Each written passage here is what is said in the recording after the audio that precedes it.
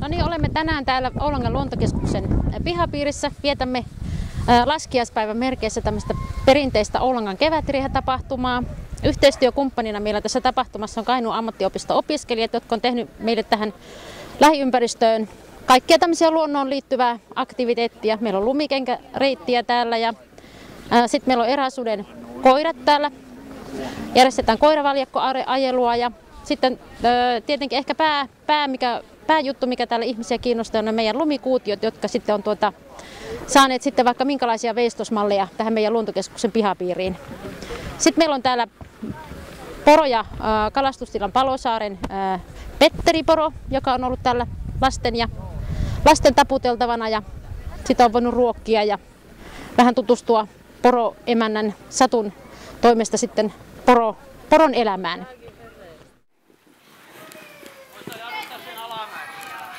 Ei vielä, mennä vaan. Hei!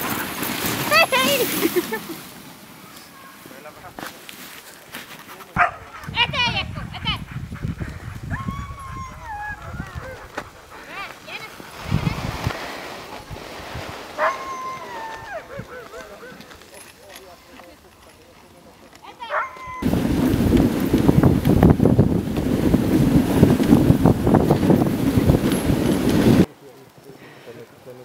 Onnistunut niin ihan kuin suunniteltu.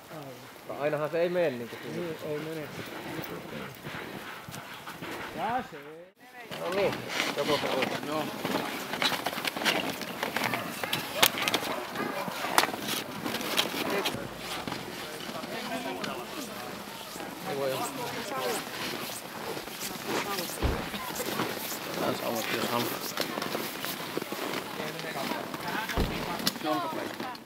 No niin, Kainuun ammattiopistolta Sulandrin Tuomas, terve.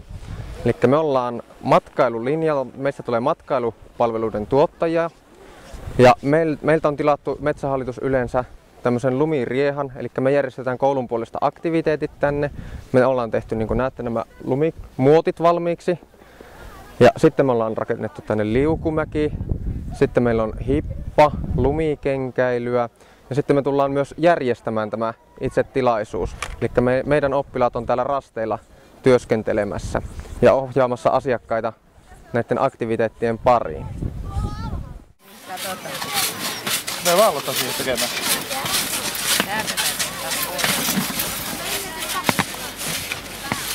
Mä parinnan tätä viivaa. Mihin vielä vähän jälkeen?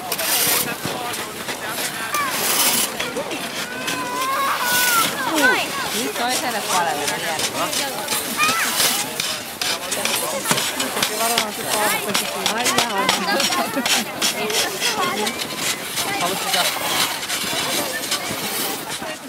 Moi, mä oon Marjo, mä opiskelen Kainuun ammattiopistossa matkailualaa ensimmäistä vuotta. Ja minä olen Emmi ja minäkin opiskelen sitä ensimmäistä vuotta siellä Uusimmassa.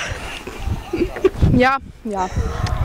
Me ollaan oltu täällä talviriehassa, nyt me ollaan järjestetty kaikkea jotain tämmöstä. Ollaan oltu apuna tuossa Haskireki-jutussa ja sitten lumikenkäilyssä ja mäenlaskussa ja lumenveistossa. Ja tää on tällaista mukavaa semmoista käytännön juttua, että saa olla asiakkaiden kanssa tekemisissä ja sitten saa ite kokeilla kaikkea tuollaista matkailuun liittyvää juttua ja näin. Joka viikko 2 kertaa tehdään tämmöistä ihan niinku tilaustöitä, että käytiin nyt silloin viime viikolla, kun käytiin tekemässä noita kuutioita, joita nyt he saavat nyt muokkailla ihan omanlaiseksi. Ja sitten ensi viikolla myös tulemme tänne uudestaan ja silloinkin saa tulla porukkaa tänne. 3. sijalle ylsi apina, joka oli veistetty puun ympärille ja siinä oli selvästi käytetty luovuutta.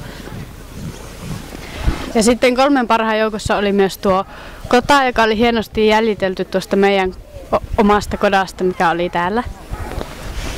Sitten 3 parhaan joukossa oli myös tuo talo, eli Lumiukon talo, jossa Lumiukko on tuossa talon kuistilla. Ja se oli tosi hieno ja siinä oli tosiaankin käytetty luovuutta. Ja niin. Ja sitten tommosen erikoismaininnon sai tommonen pikkumyyveistos. Siinä on aika selvästi käytetty aika paljon aikaa, että se on saatu aikaiseksi ja siinä on aika paljon yksityiskohtia, niin se on aika hieno. Kainuun ammattiopisto!